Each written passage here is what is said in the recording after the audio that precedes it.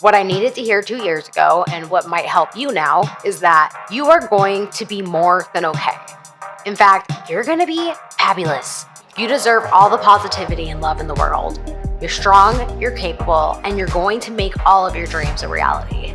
The only person who needs to believe in you is yourself. You're safe right now in this moment, and you're going to be safe in the next one, and the next one, and the next. Now is the time to trust yourself.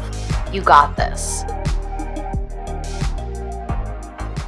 There's this feeling of feeling safe or feeling like I'm not going to feel like I'm okay unless I have X, Y, and Z, which might be true depending on your circumstances.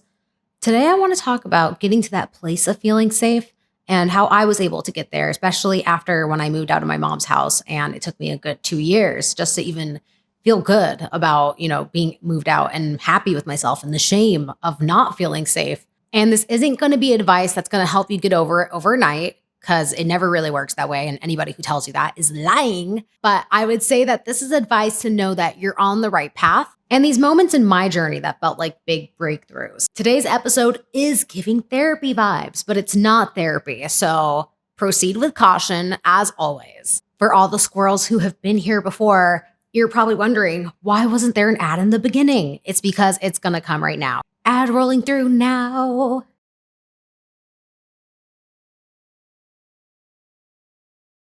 When I talk about feeling safe, I'm talking about I'm going to be okay no matter what. As a kid, I can remember thinking that every adult had this superpower, like it just came to them naturally. And it always blew my mind that they move that way through life because I didn't know where they were getting it from. Does anybody remember when I had to move out of my mom's house exactly 2 years ago on today's date, like around this window?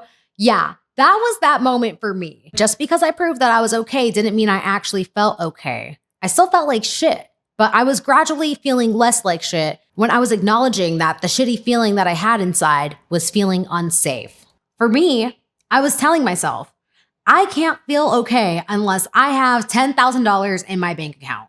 And what does okay mean? It meant that like my heart was pumping and that I would get this feeling of like, I'm gonna die. I'm going to end up homeless. I'm not going to survive. I'm not going to thrive. Like I'm going to have to worry about my day to day, right? So other things that made me feel like I wasn't going to be okay revolved around my acceptance, my feelings around my progression as an adult. Like I wanted this all white kitchen, which I know it's a millennial abomination to some people.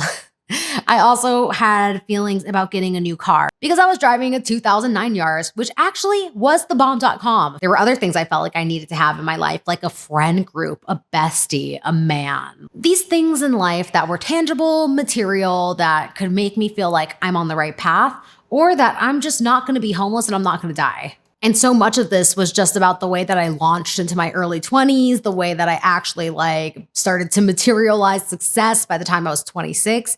It was already feeling like I was starting on this back foot, twisted ankle. I already tripped 5 times. How am I going to be okay? I already started off so fucked ass up. And I don't know if anybody relates to this, but there was still this little whisper in the back of my head, I should be living the way that society wants me to live.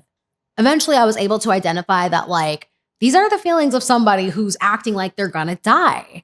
So I was like, oh shit, that's why it really bothers me.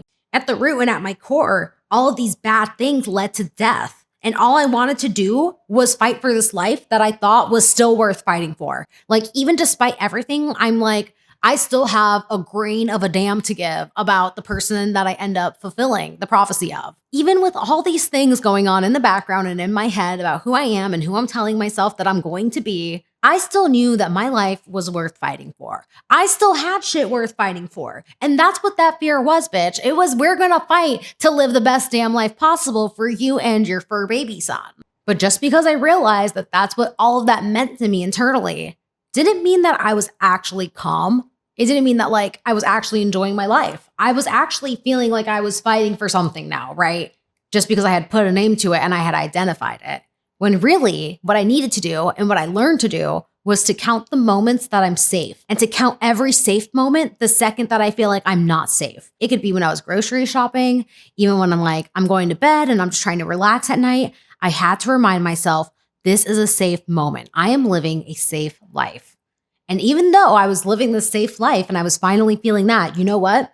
I still wasn't allowing myself to be happy. And when I wasn't allowing myself to be happy, it was because I was resisting. The old me was clearly dying. It was no longer available to me because of my circumstances and where I was. I was so upset about it. And I was like, wow, I feel like I'm regressing because I'm no longer her. I don't have the free time to be her. She had this really good thing going on. And now I'm trying to recreate it all over again. And because I didn't have it again, I wasn't allowing myself to be happy. I wasn't creating a fun narrative around my experience. I was resisting it, and that resistance was making it ass. If I had just allowed myself to be joyous and to lean into the experience and to make sure that I showed up prepared to every situation with a good attitude instead of this like, oh, fuck my life, fuck my circumstances attitude, I probably would have been better. Now, I did the best with the tools that I had, and I felt like I had a lot of tools, okay? My experience would have been a lot quicker, and I wouldn't have carried around the shame that I went on to have after I got out of my circumstances because I didn't let myself just be happy. Because now I'm like, oh, fuck. After I upgraded the apartment and the car, I'm like, oh shit, here I still am, right? And now I have shame because my situation really wasn't that bad. If I had known that this was coming on the other end of it 1 year later, I would have let myself had so much fucking fun. A part of being able to have fun with it was gratitude. I think that's a major thing that was missing for me because even when I talk back about how my first apartment was after moving out of my mom's house, people are like, that place wasn't bad. Now, it was looking like the motel hotel. I don't know if you guys are familiar with a Florida flat. A Florida flat is like an open apartment area, no gate, no guard, kind of looks like an old motel hotel, except it's residential. And by the time I started having fun with it, it was well after I moved out, but I was like, damn, that was really actually a whole vibe. And had I leaned into the vibe, it could have been spectacular, incredible. It would have been like, give me 14 of them right now. I kind of fumbled because I couldn't see past the situation of like, yeah, you know what? In exactly 365 days, I'm going to move to this wonderful ass apartment that I've always driven past and told myself that only rich people could live in. In 365 days, I'm going to be sitting on that rooftop pool on my day off, enjoying my PTO. If I had only known and trusted that that was going to be my outcome, and I wasn't leaning into the doom and gloom of all the what if I die, what if I lose this job, what if it never happens, I could have owned it. I could have decorated. I could have had a better attitude the entire time. It probably would have gone by faster. It wouldn't have felt painful. I could have told myself and been so sure of how it was going to end for me. I could have been so confident in the fact that like this was going to be something that I was going to turn the fuck out. I wish I would have let myself be delusional about how 100% that was going to be. It wasn't a feeling that really resonated and sat with me until I was like calling the movers and we were arranging the move-in day, right? Like that was when it was material for me. I wish it was material on day one when I moved into my last place. Instead, what was material to me when I moved into my last place was the idea that like, oh no, I'm definitely moving. I just didn't know that it was going to be such an upgrade that it would challenge my feelings about my self-worth of whether I even belong there because it was so nice. Which brings me to my next point. The weird guilt that you get for making it out of a not so nice area and neighborhood, especially in the amount of time that I was able to experience that.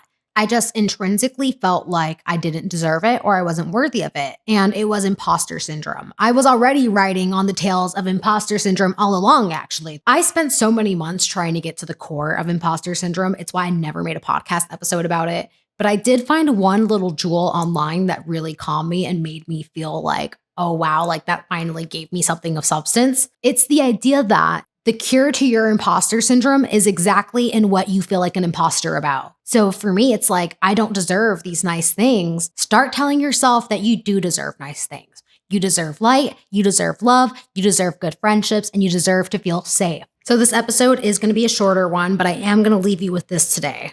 No matter where you are or what you're dealing with, just, okay, down to zero, ask yourself these questions. What is your situation and why are you resisting it? Is it changing you? Is it threatening to end your life or a version of yourself? What if you leaned into the version of yourself that it's turning you into? Make a playlist for it. Make an alter ego for it. Make it into a story of a journey and potentially tap into it. Expect the things that are coming along the way and be prepared for them and make sure to show up to them with a good attitude. You can use it to filter out the people in your life, or you can use it to find out who your real love and support is. See who celebrates you along the way and who celebrates you when you make it to the other end of it, and who's helping you and understanding you. It's honestly a lesson about being a diamond in the dirt. Making yourself feel bad that you're not where you want to be or that you're not feeling safe in the moment isn't making you any safer. It's not making you better at your job. It's not making you a better friend or a better lover.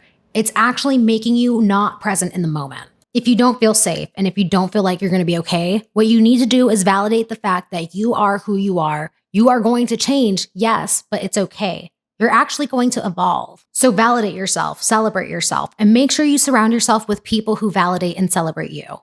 Some of the first few fights that you have to fight in life are going to make you feel like you are so fucking scared. Babe, do it scared. If you have to make a big decision, it's time for you to stop thinking and it's time for you to start doing. Start making moves, even if you're shaking in your boots. You are worthy of feeling good about yourself. You are worthy of taking care of yourself. You're worthy of clear skin, clean teeth, and a nice, safe home. Don't ever forget that. If you guys enjoyed this podcast, I'm available everywhere as Fleeksie on all social media channels. YouTube, TikTok, Instagram, and Twitter, which is also now known as X. Also on Threads too, so go check it out. The Fleekazoid podcast is also available on YouTube. And for the besties who want to support me for $0.99, did you know that you can give me 5 stars and tap the follow button and never miss an episode? I would appreciate it, but obviously do it for Fleeksie supremacy. All right, guys, thank you so much for tuning in today, and I'm so glad to be back. I'll see you all later. Bye.